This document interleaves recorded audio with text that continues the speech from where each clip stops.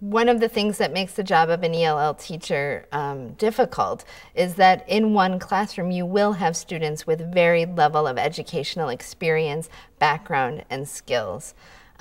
One thing that I try to do is do different groupings for different tasks. Sometimes I like to have heterogeneous groupings so that the students who have more skills can nurture and support the students who have fewer skills. But sometimes it's important to have homogeneous groups so that I can get all the students started on a project, and the students who have the academic skills and the educational background will get right away into the project. They know how to start whatever task it is, and then I can right away go to my students who have had fewer experiences with school, and I can work in a smaller group with them. I also vary the expectations. For example, every year I have my students do a podcast about a different state. It's a kind of a report.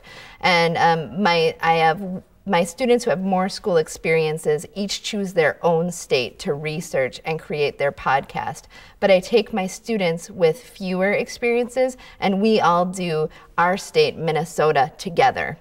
And we do the research together. We all look at the same book. We look together to find out the research information that they need. And we all write the same podcast.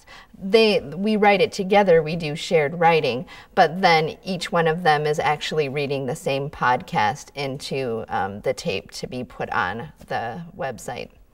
So in that way, I'm able to differentiate what I'm doing. They all have the same task, but I'm scaffolding it for the students who have less experience so that they can be successful just with different expectations.